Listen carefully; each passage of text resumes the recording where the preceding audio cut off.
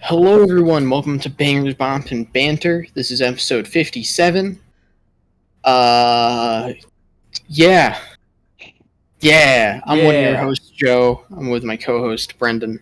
I'm the co-host Brendan, and we have a special guest. Yeah, we got a guest. I am the special guest. I'm Jacob. Incredible. Wow. We got a cool show coming up. I hope. Probably. It usually ends in disaster, but... I'm sure I can contribute. Yeah. I mean, last week we spent like 30 minutes arguing about our favorite dinosaurs, so... Well, it was more arguing whether Jason could fight a shark or not. Yeah, no. That sounds fantastic, not like a disaster. It was very entertaining. This week we got some music and movie news. We got quite a bit of music news, specifically relating to a certain someone who forgot to drop their album. After that, we're going to talk about the question of the week, which I forgot the question of the week. Who's your favorite vocalist? Yes, who's your favorite vocalist? Oh. And after that, we're going to be talking about the album Starship Velociraptor by Jonathan Young. It's also by Galactikraken, which I'm guessing is just a moniker for him. Yep. That's just him pretending to be a band. That's what he says in the description of it. Okay. And then finally, we're going to talk about Howl's Moving Castle. So, yeah. Yeah. With that, let's go get right into the news. Yeah. So to start off, oh, Jacob, you're echoing, by the way. Shoot, I'll just mute myself when I'm not talking. All right. So to start in music news, unfortunately, Joey Jordison of Slipknot, their founding drummer, has passed away. Yeah. Pretty tragic. He did some good drumming. Yeah. Some real good drumming. Drumming. Yeah. Next, the Kanye, this fucking bitch. He didn't drop Donda, and I am mad. The release date has been moved to August 6th. Apparently, he is also... They did an album listening party in the Mercedes-Benz Stadium in Atlanta. And apparently, he is... they've constructed a studio space in there, and they're just finishing an album in the stadium. Yeah. So, like, apparently okay. Kanye liked the vibe of the stadium or something. Yeah. Also, apparently the album party kind of went terribly. The audio is fucked up. I don't remember if this is just like a rumor or not, but there was one of the songs features Jay-Z, which he expected everyone to go like crazy for, because like their first time working together since Watch the Throne. Apparently the audio was so bad no one knew it was Jay-Z, so he's expecting the audience to go crazy, and like nothing happened. Didn't at one point he also just play a Pop Smoke song? I don't remember. Maybe. I've heard many horror stories of this listening party. I'm not sure which ones are true and which ones are not. Sounds more like a prank at a certain point. Just see how bad you can make this thing. Yeah. Alright. Next in music news, Gibson, the guitar company, has launched a record label. Oh. Seems pretty interesting. They've signed Slash featuring Miles Kennedy, who I guess it's a band. Okay. Or Miles Kennedy is a band, and they're just like teaming up. But yeah, it's cool. That's cool. Cool for Gibson. Hopefully they don't treat their artists like shit. Haha. And then finally, in music news, tragically, DaBaby is in the news as he had a really weird speech during a performance. Where, let me see if I have the quotes.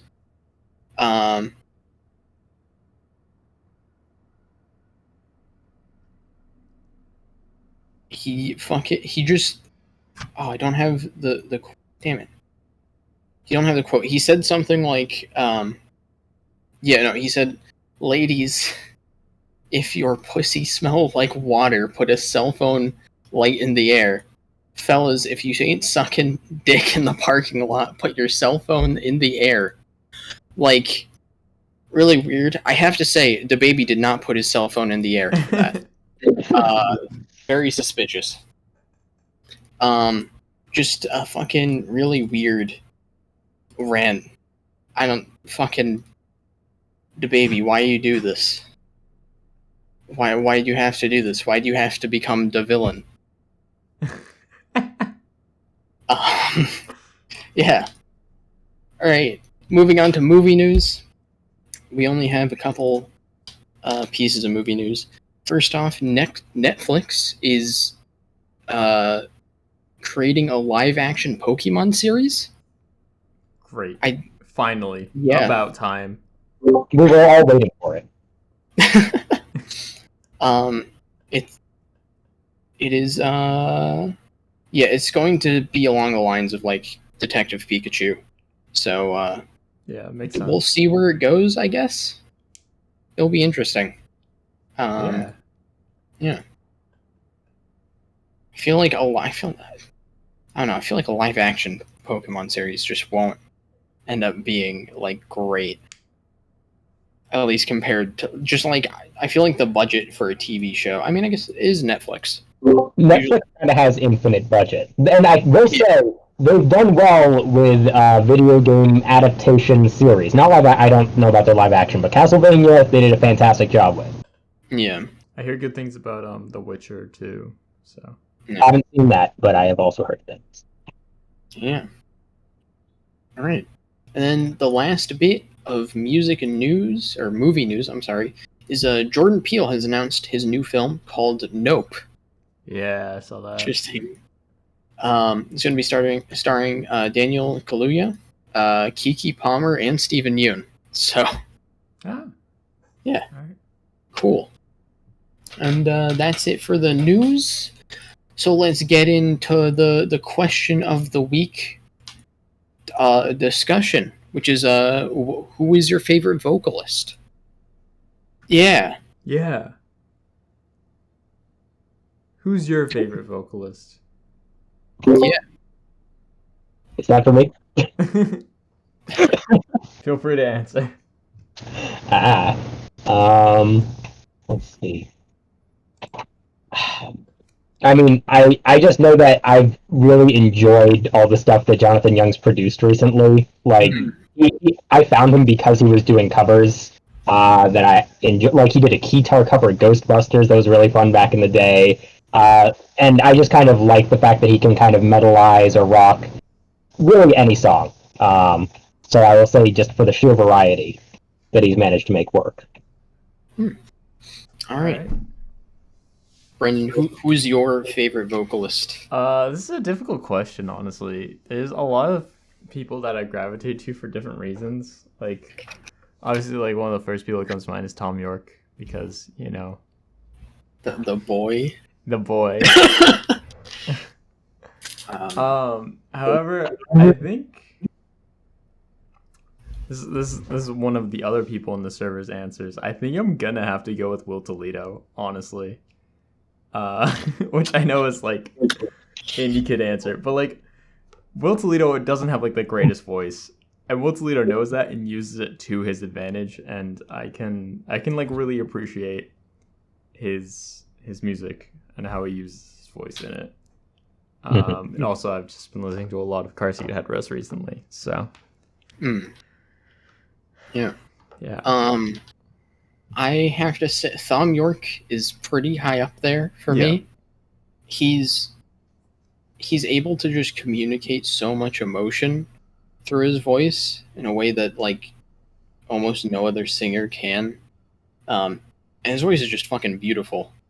But I think my favorite vocalist is probably Bjork. Ooh, that's a good choice. I love her voice so much. There's something about it that is just like so unbelievably beautiful. I don't know. She just makes songs. She makes songs just feel so, just like gorgeous sounding. Mhm. I love her voice so much. But yeah, Also, there would probably be Lou Gramm and Kelly Hansen from Foreigner. Jukebox Heroes got to be one of my favorite singles that they ever put out, and it was just absolutely phenomenal. Mm-hmm. Yeah. Yeah, definitely. I want to. I feel like I want to do some honorable mentions now. I want to say like Zach De La Rocha, because just the anger is good. Serge Tankian of System of a Down. What's some other ones?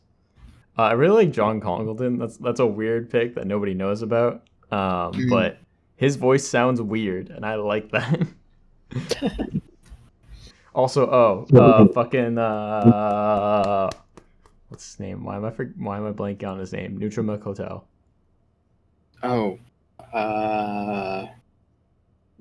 The guy. Jeff Mangum. There we go. Yeah.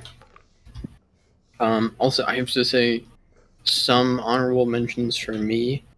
One of the reasons I said vocalist and not singer is because some of my favorite vocalists are people who scream. Yeah. So Jacob Bannon from Converge, I love his vocals. I don't know, he doesn't sound human sometimes, and it kind of scares me. His voice is just like so unique and like monstrous sounding, but like at the same time, there's so many points where he just feels so there's so many times on the records where he just sounds like very like raw and like emotionally vulnerable. It's really great. And then also Greg Puciato from Dillinger Escape Plan is fantastic. So yeah. Oh, one more. David Diggs of clipping. The worst parts of clipping records are the parts without David Diggs. So it's great. All right. We also got some other responses to the question.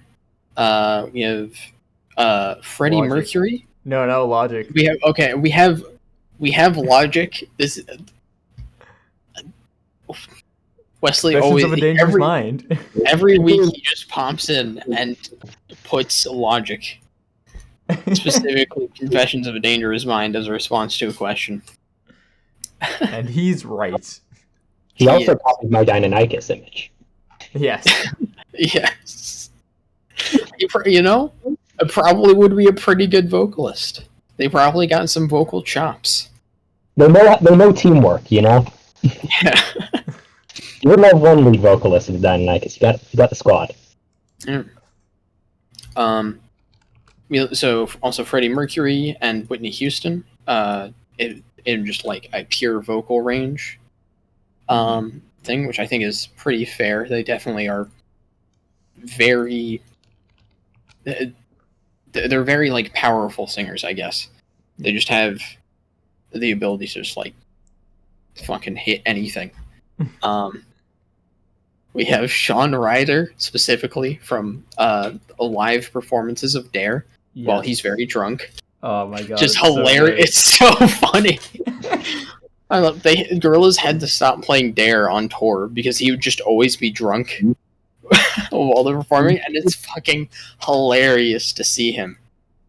But yeah, there you go. There's the question. That question of the week. There are the answers. Next week's question is going to be a bit of a longer one. Ooh. What are your thoughts on Death of the Author? Are there certain actions that you deem irredeemably bad? Do other aspects of someone's art contribute to your tolerance of their actions?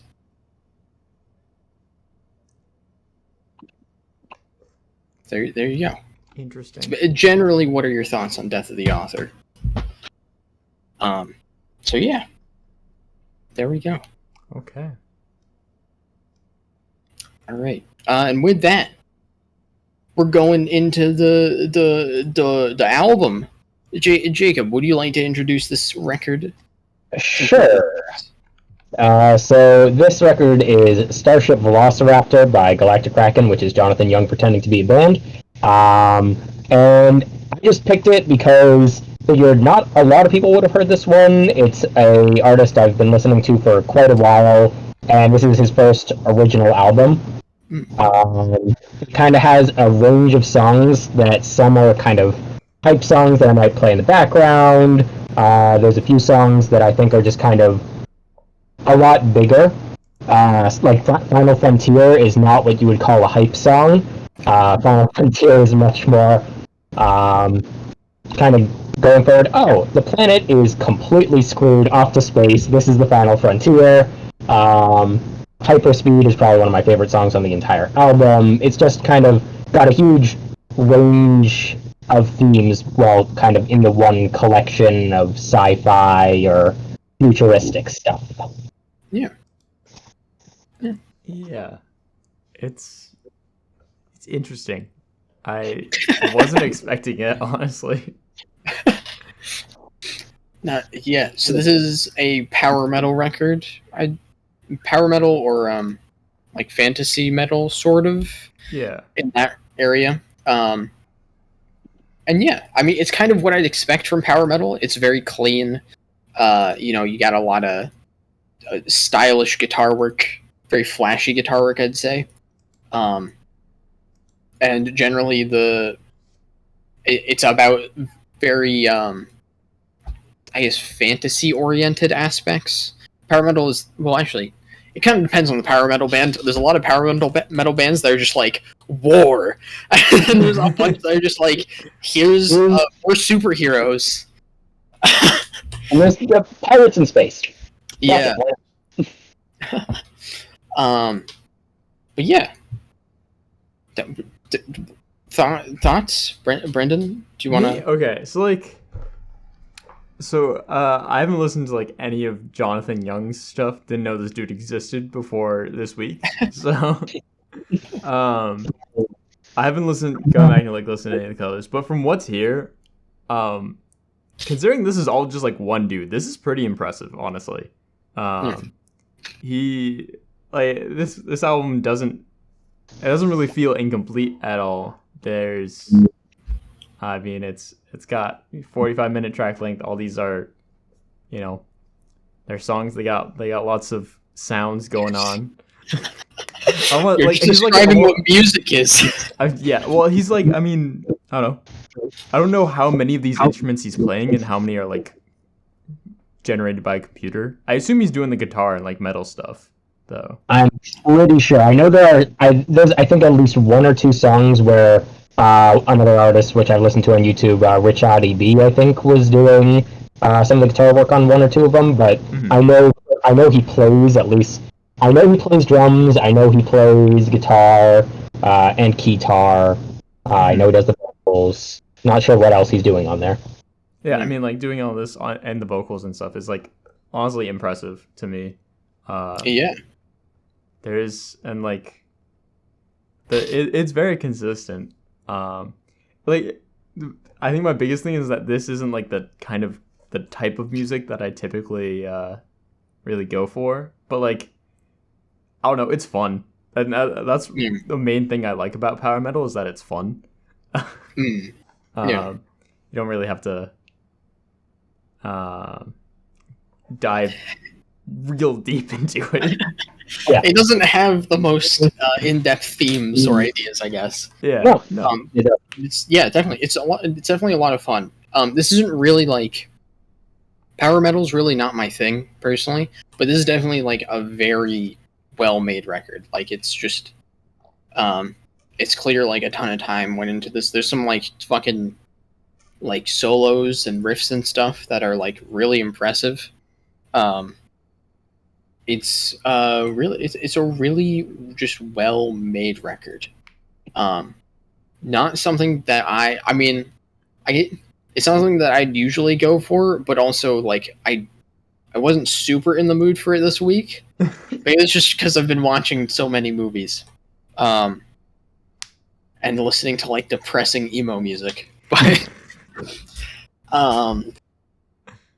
yeah, it's still like I wouldn't say. I feel like if you are into power metal, you should check it out because it's like it feels like it'd be really up, power metal fans' alley. Like it's really well made. Yeah.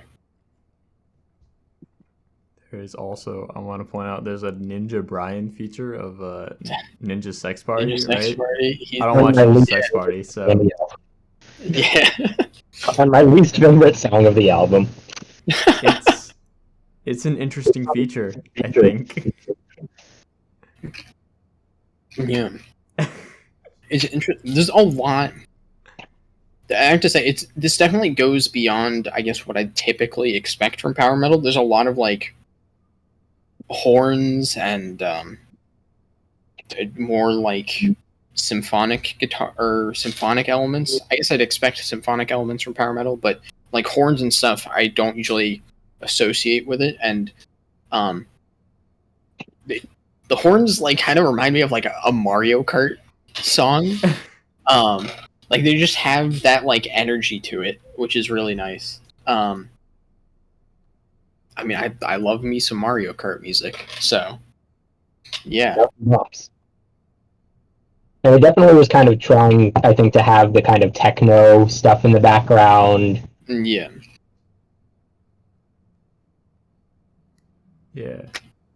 It feels like it's definitely going for almost like a halfway point between metal and then more like, I guess, like electronic music in general. Mm-hmm. Yeah. Yeah, I mean, that definitely makes sense considering his background of making video game music covers, I believe. Yeah. So, yeah. It's cool. I want to ask you guys what you think about Jetpack Race.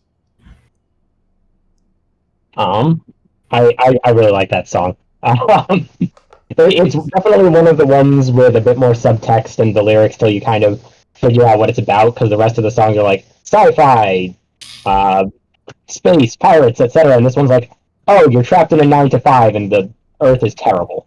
But it's kind of got one of the most bubbly, upbeat raps of music in the entire album. Yeah. Okay.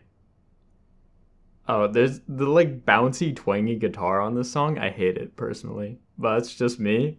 Like I understand. Oh, again, that's like it reminds me of Mario Kart with like the like bass on this song.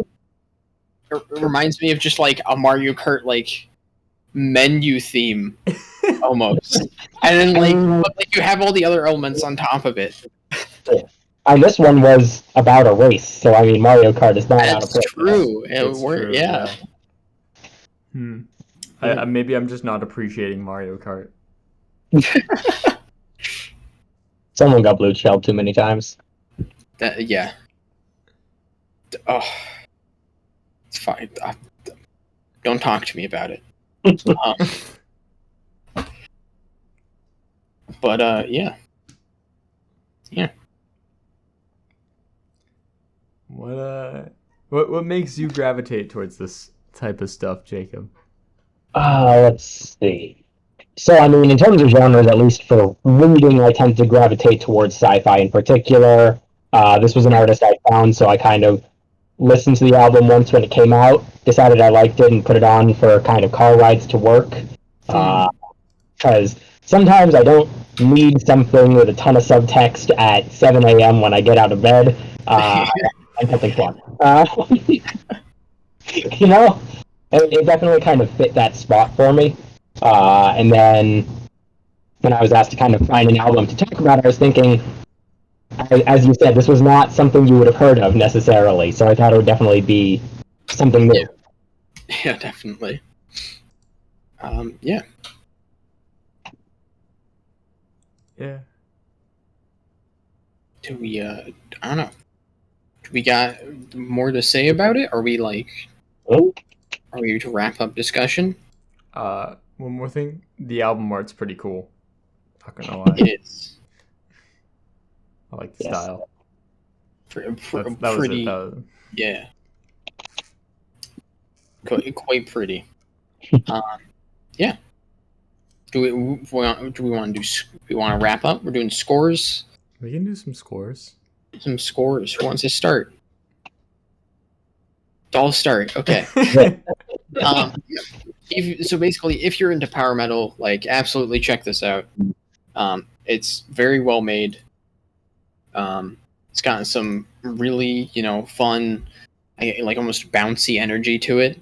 So I think that's why I like the horns so much. They kind of add like a swing to the songs that I don't think is present in a lot of other power metal. Yeah, I just think it's a pretty solid album. It's really not for me. Like, I'm just not a big power metal guy. But it's still pretty good. Pretty decent. I give it like a 6 to a 7. It's in that range. Somewhere in there.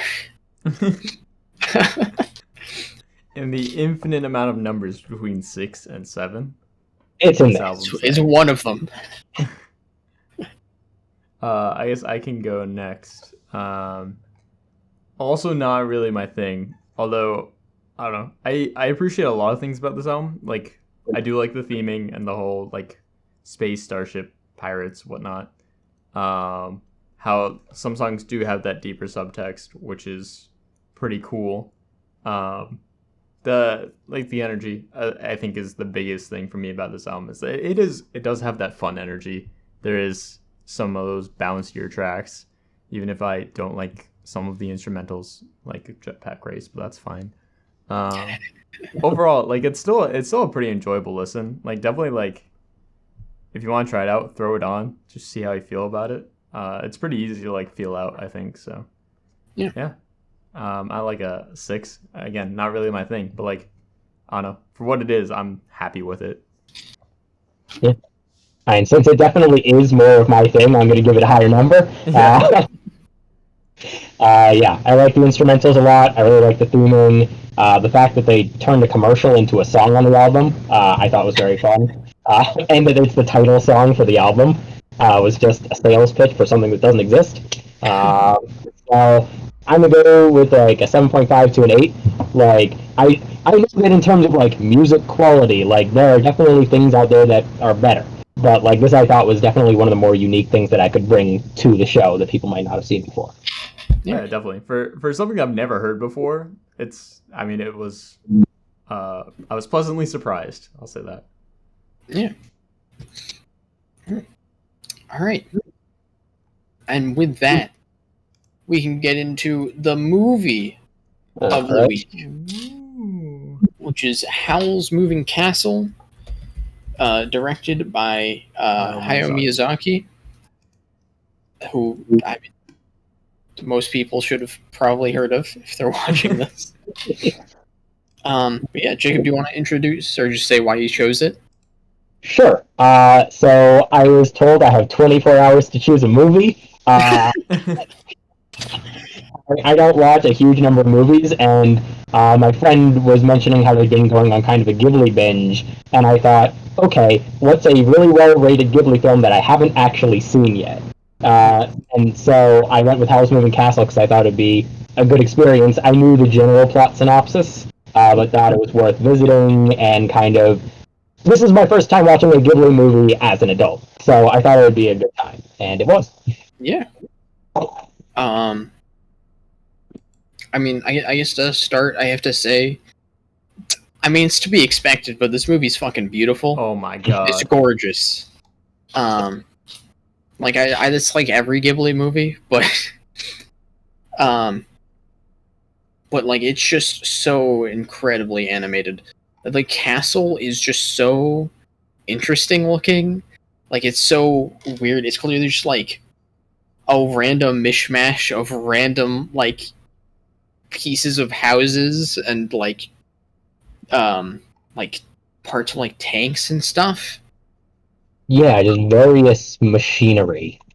Yeah. I love the visual design in this movie. It's just so.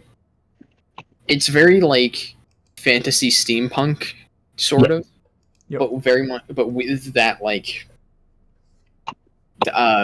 Ghibli like energy to it to make it feel like really unique, and or unique to its own universe. Like I don't know of anything else that like looks like this or has this feel. Definitely. Like, even within Hayao Miyazaki's other works, like, there are other works that are similar, like Castle in the Sky and, like, Nausicaa also are sort of in that similar vein, but I feel like Howl's Moving Castle is very different from those as well, just in terms of look and feel. Especially with the, like... Howl's Moving Castle feels a lot more, like, kinetic with the movement of the castle, and how the characters are always moving from place to place. It's very cool. Yeah. And one thing, it's definitely one of the few times where you definitely feel the weight of an object in fiction with the animation. Like in the one scene where it's struggling to pull up the castle from the ground, and you can kind of see the metal straining, and you definitely feel that weight, which is hard to convey in an animation. Yeah, definitely. It's very cool. Also, the other thing is just like the scale of the movie is like it's huge. You go to so many different areas and locations in the span of like 2 hours, and they all feel like completely fleshed out. You have like the giant like capital city, and the small town where I forget her name. Sophie? Yeah. Where Sophie is, and then lives, or lived, I guess. Yeah.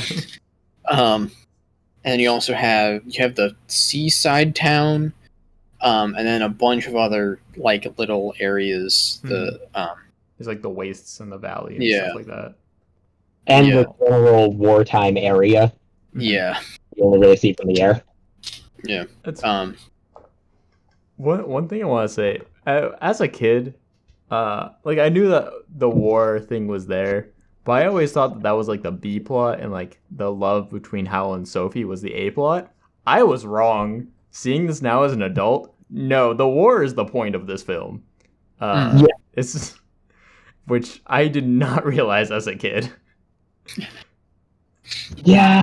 I mean, okay, so how much are we allowed to go into spoilers on this? We can spoil everything. Yes. The fact that the fucking scarecrow lodged in a bush at the start of the film was the reason for the war. Yeah. Like, that guy went missing, they're like, alright, like, I looked into it because I was like, who is this guy? Because the movie apparently doesn't fully explain it. Yeah, no, that guy going missing was the entire impetus for the war. Okay, that makes sense, because I saw that happen, and I was just like, what, he's just gonna end the war? How is he gonna do that? Yeah, so I looked into this, because it didn't make any sense. And so apparently, that was the prince, he went missing, and so, mostly, like, with no proof whatsoever, they were just like, your fault, and went to war over the disappearance of this prince. Yeah, at the beginning you hear some... Sorry. At the beginning you hear some, like, commoners talking and be like, did you see in the news the prince went missing, they're gonna go to war, blah, blah, blah. Oh, okay. It's like you hear it like once. Yeah. Okay. And that's also why when the senior witch sees the happy ending through the dog's eyes in the end, she's like, oh cool, we can call off the war because she saw the prince. Yeah, okay. That makes a lot more sense, because I was very confused about how the prince was just gonna like fucking end the war. I think part of the reason I was is probably because I watched it in Japanese. I don't know which language you guys watched it in. I usually always prefer the original language. Same. Yeah. So with like Ghibli films, the dubs tend to be pretty good. So I watch the dub. Yeah, I know they are. I just almost always prefer whatever original language it was made in. Okay. The ones I watched when I was younger, we had the not DVD, VCR of Kiki's Delivery Service and My Neighbor Totoro. We had those, and those were dubbed. So Yeah. how I heard those ones. Yeah. But this was, yeah, definitely went for the sub on this one.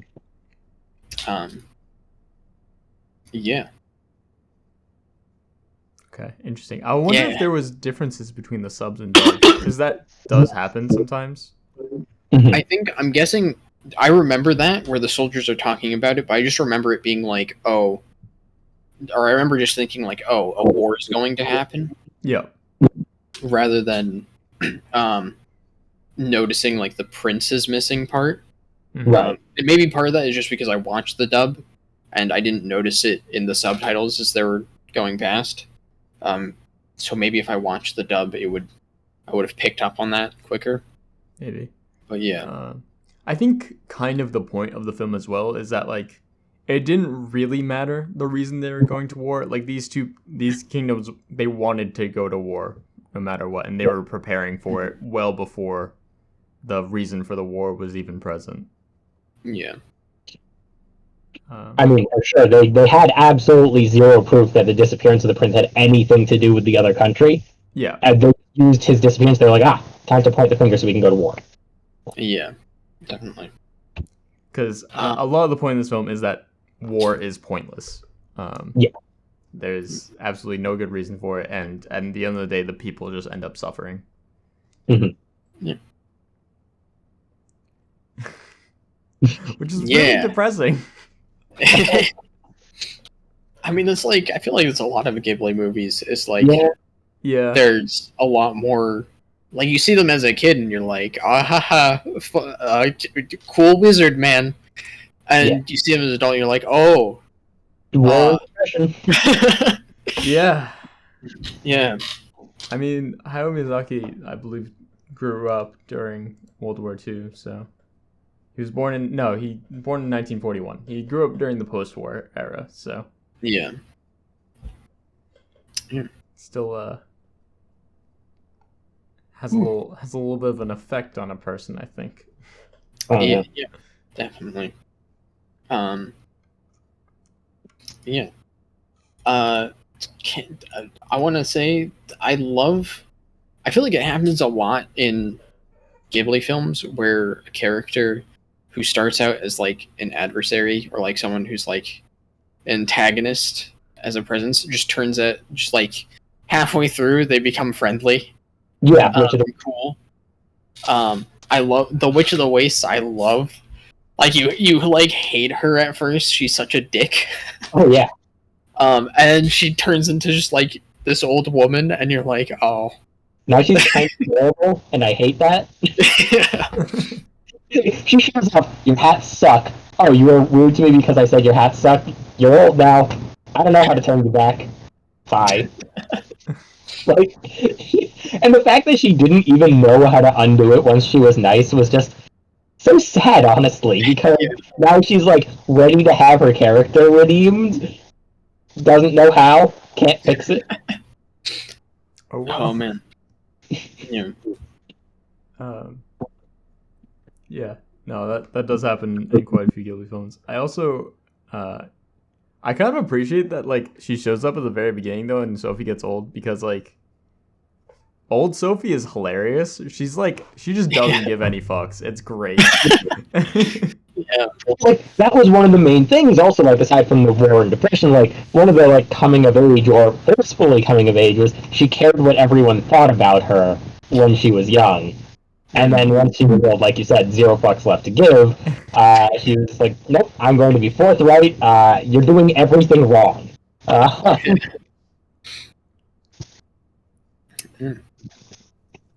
think I think like having that straight character of Sophie in the film is very it's very interesting just to see her and her reactions to the war, and essentially where she's like, this is dumb. It's just she just comes right out and says it. Mhm. It's also a good way to introduce everyone to the world, because like similar to her, you kind of have no clue what's going on at first. Yeah. But yeah. And especially as she is introduced to all these like magical things, like Turnip Head and Calcifer, those guys. Love Turnip Head. Yeah. He's got a turnip for a head. It's her Turnip, least yeah. favorite vegetable. Also, he just went with it. Like, he was not like, I kind of thought he might like leave that, because I knew the general plot synopsis, not the details. I thought he might wander off and come back in the next scene. Nah, didn't care that his entire like central brain area had been insulted, that it was her least favorite. Took it like a champ. I mean, when you have a turnip for a head, I feel like you become a bit more understanding. I mean, what can you do? Exactly. Yeah.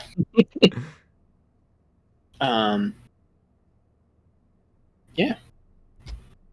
Definitely thought some of the most kind of interesting shifts were when she was shifting in age in a single scene. Yeah. Like, the first time she visited the garden. And like you can see her facial features changing kind of in a lot of different shots. And then like when she feels rejected, she just goes full on back to completely old, and almost older than the first time you saw her be old. Yeah. I just thought those kind of animated bits were very interesting. Definitely. Yeah. I think I love. You can go. I just want to say I love how like in different scenes she like appears a different age, and like you can like pick up on like how that reflects how she's feeling at that point, essentially. Right. Yeah. Yeah. I was just gonna say I think that this film uses animation to its advantage very much to tell the story. Like this story could not really have been told any other way. There's so many scenes, even from the beginning, when they're walking on air, and the animation is so beautiful there, and it's like you really couldn't have created that sensation like anywhere else, I think. It's just very, very cool. Hayao Miyazaki knows how to use this medium, and he did it very well. Yeah.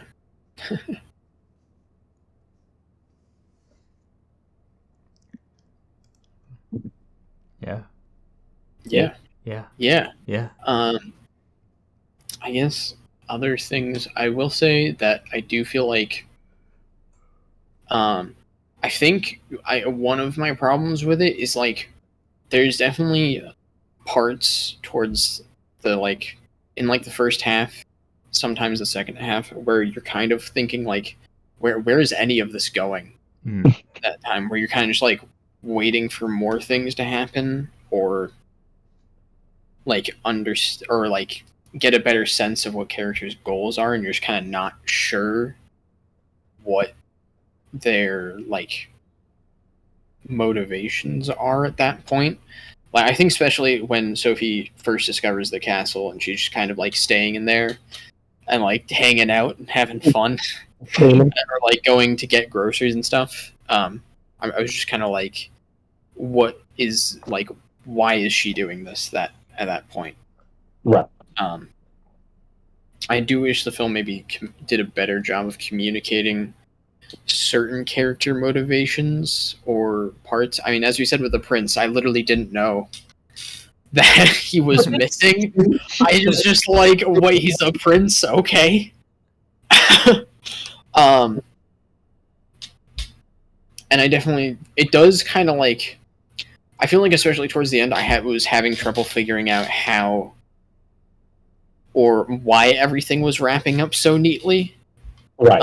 Like, it feels like it wraps up really neatly, but it felt like it happened so quickly. It was hard for me to, like, put it together, if that makes sense. Like, it just felt like it needed a bit more time for these plot lines to, like, wrap up, essentially. Like, I feel, or have more development towards, like, the conclusion. Yeah, I felt like she was okay, even before like they were friendly towards each other, she was less antagonistic to the Witch of the Wastes than I thought she would be. Like when they're climbing up the stairs to the castle together and she starts encouraging her, that seems a little off, considering like she just learned that this person had cursed her with no way to turn her back. Like she just learned that there was not, like, even if she was friendly with this person, that there was not going to be an immediate cure to her curse, and that she's encouraging her to go up the stairs, and she's concerned when she has her powers taken away. Like, what did you do to her? Like, she is concerned for the well-being of this person who, like, she has every right to be antagonistic towards, and hadn't like, considering she was shown to be hostile towards them as they met in the carriage, it seemed like going up the stairs was a bit too little of a shift for that. Like, that didn't make perfect sense to me. I mean, I think, well, I mean, I'd argue part of that is just because she was not Sophie, or she wasn't playing Sophie, she was playing Howl's mom. Right. So she can't, like, or, well, actually, the Witch of the Waste did know. That was, no, she walked up next to her in the carriage and said, haha, look at you, you're old. Well, I'm pretty sure she actually, because she asked if there was a way to reverse the curse. So never mind. Yeah. Yeah. Yeah. I don't know. I guess despite those problems, I don't like this is still It's a beautiful, wonderful film. Oh yeah.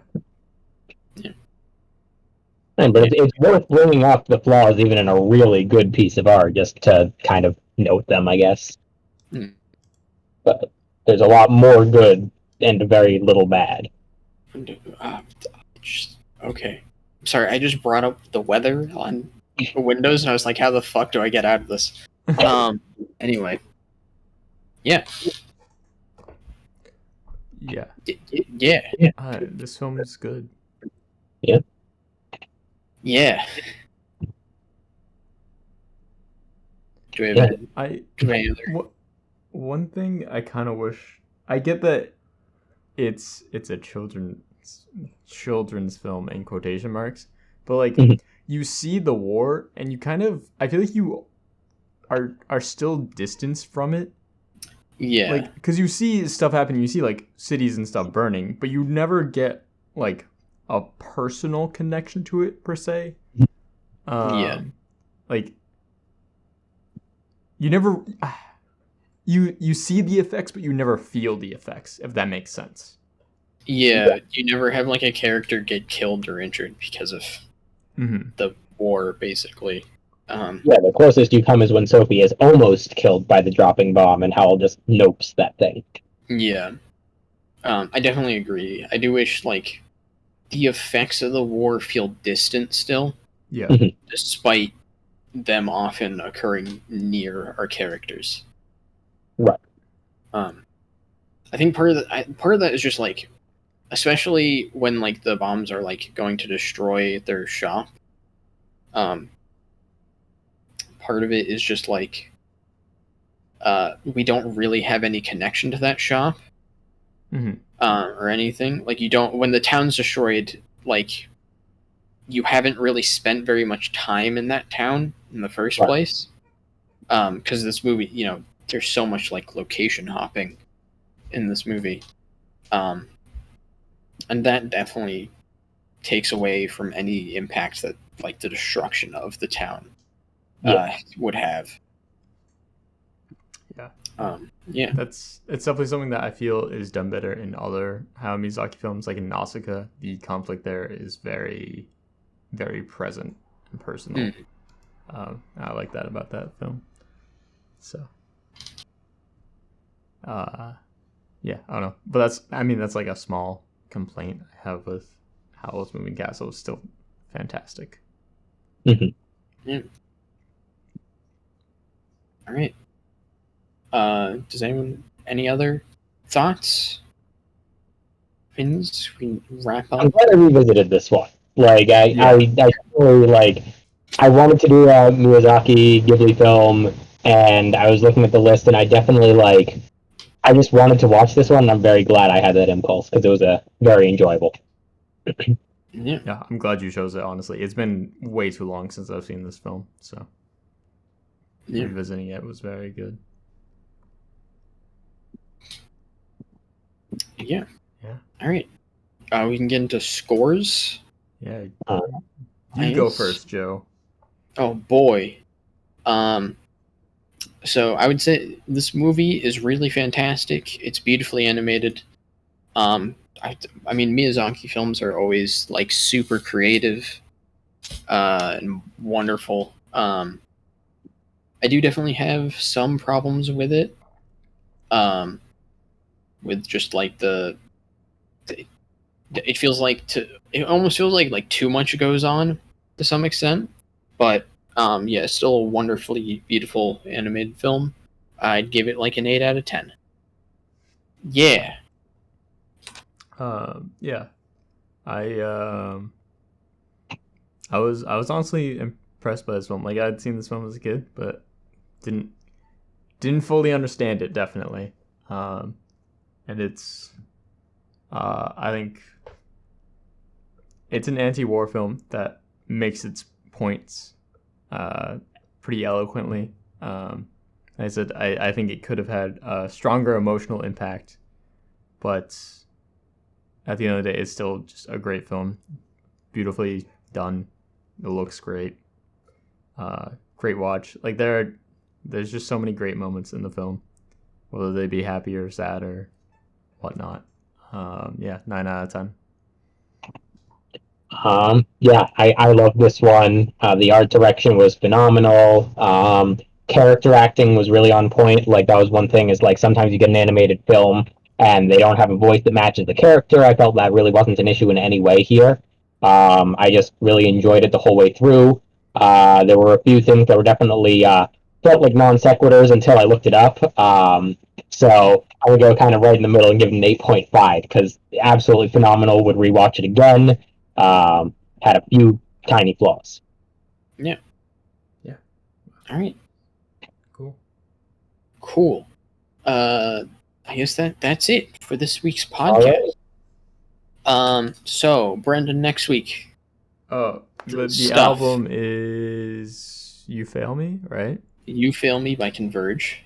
Oh, I gotta look at the director. And the movie is gonna be Lost in Translation, directed by Sofia Coppola. Yes.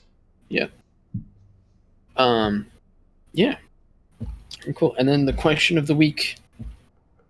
I'll restate the whole thing. What are your thoughts on Death of the Author? Are there certain actions that you deem irredeemably bad? Do other aspects of someone's art contribute to your tolerance of their actions? And yeah, there you go. I guess that's it. All right, thank you guys so much for having me on the show. Yeah. Jacob, is there anything you want to say to the fans? Yeah, to my adoring audience. Yeah, have a good night.